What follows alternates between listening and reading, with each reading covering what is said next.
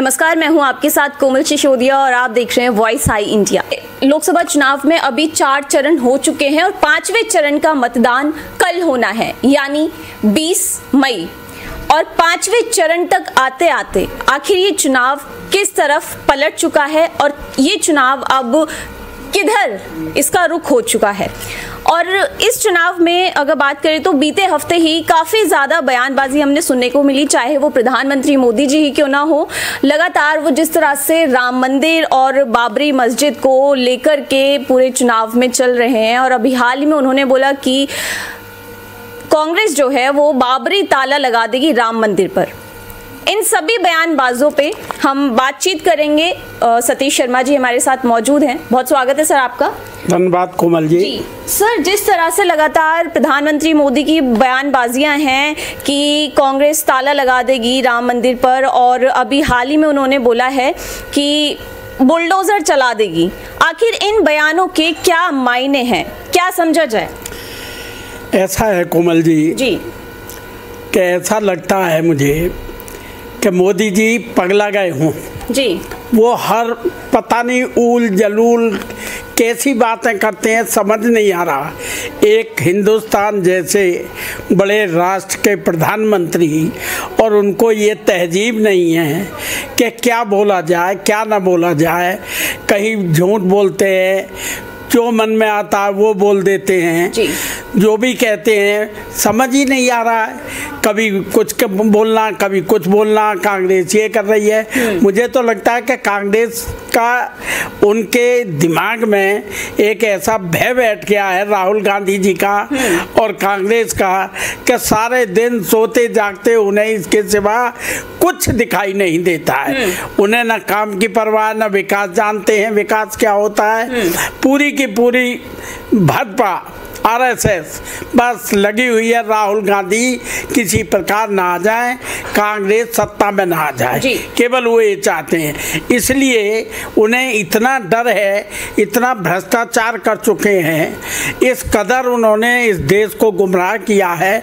अब उन्हें डर लगता है कि कल को अगर विपक्ष सत्ता में आ गया तो जो मैंने दूसरों के साथ किया है वही हाल मेरे साथ भी होगा।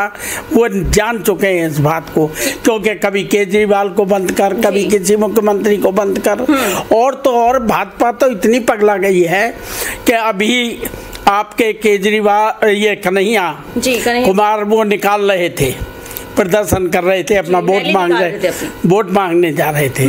तो 2 लड़के आए भारतीय जनता पार्टी समर्थक और उन्होंने उनके छांटे मार दिए। बताइए ये कोई तरीका है? ये राजनीति है? कैसी राजनीति हो रही है इस देश में? हमारी तो समझ में से बाहर की बात है जी।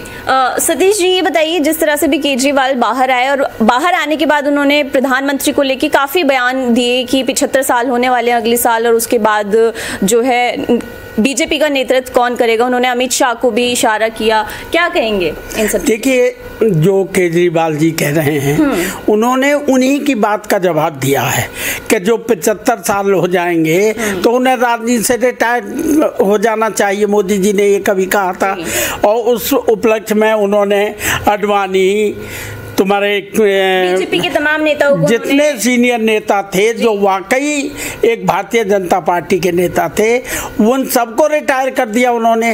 तो केजरीवाल ने तो सही कहा है कि आप भी अगले महीने जो होने जा रहे हैं, लेकिन मोदी जी तो 2029 तक प्रधानमंत्री रहेंगे। अमित शाह ने 2029 तक तो तब रहेंगे जब वो 75 के हो जाएंगे। तो उन्हें तो केजरीवाल जी ने जो कहा इस्तीफा दे देना चाहिए, राजनीति छोड़ देनी चाहिए।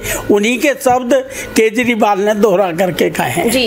अच्छा, प्रधानमंत्री क्या राहुल गांधी से इतना ज्यादा बौखला गए हैं, इतना सुखबुकाहट है कि वो कुछ भी बोल रहे हैं? अब उन्होंने हाल ही में बोला कि कांग्रेस को और समाजवादी पार्टी को जो है योगी आदित्यनाथ से ट्यूशन लेना चाहिए बुलडोजर चलाने के लिए। हाँ, बुलडोजर चलाएंगे, उनके पास और काम ही क्या है कि जिस मर्जी एक जाति विशेष के लोगों को खास तौर से कोई भी अगर कहीं नाम आ जाए, या तो वो दिखाते हैं, फंसाते हैं जानबूझ करके, उनके घरों पे बुलडोजर चलाते हैं। तो कांग्रेस को योगी जी से कोई शिक्षा लेने की या ट्यूशन लेने की जरूरत नहीं है, क्योंकि कांग्रेस कभी जीवन में इस तरीके के कार्य नहीं कर सकती जो इस मोदी सरकार में और योगी सरकार में हो रहे हैं जी। लेकिन मोदी जी ने जो अब नई राजनीति से देश को सिखाई है, तो हो सकता है कि आगे जब सत्ता में वो नहीं रहेंगे तो उनके साथ भी कुछ ऐसा हो। मैं तो कहता हूं कि होना चाहिए, ताकि सबक मिले उन अधिकारियों को भी, जितनी भी संस्थाएं हैं, स्वायत्त संस्थाएं, सब पे भ्रष्ट लोग बैठा दी हैं, उन पर भी कार्रवाई होनी चाहिए। अच्छा, राहुल गांधी लगातार जिस तरह से बोल रहे हैं, हाल ही में उन्होंने अपने भाषणों में बोला कि मैं जो चाहे प्रधानमंत्री मोदी से बुलवा सकता हूं और जो नहीं भी चाहते आप लोग वो भी मैं बुलवा सकता हूं मोदी से। ठीक कहा राहुल जी ने, जैसे कि अभी अडानी को लेके बोला राहुल गांधी ने, तो मोदी जी ठीक बिल्कुल ठीक कहा।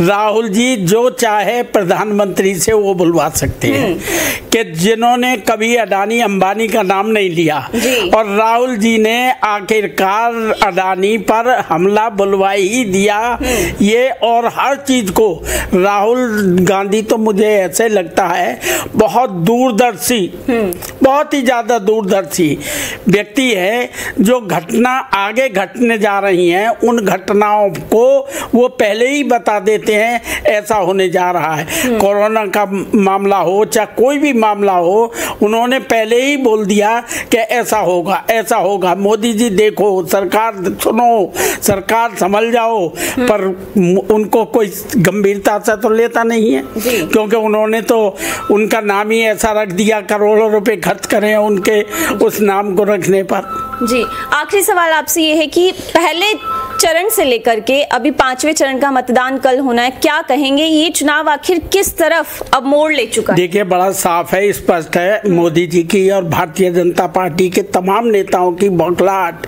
ये बता रही है कि वो सत्ता से बाहर, अब वो सत्ता में आने वाले नहीं हैं। पहले चरण से लेकर के तीसरे और चौथे चरण तक बिल्कुल स्थिति स्पष्ट हो गई है कि भारतीय जनता पार्टी की सरकार बनने नहीं जा रही। जी, धन्यवाद। चलिए, बहुत बहुत धन्यवाद सर।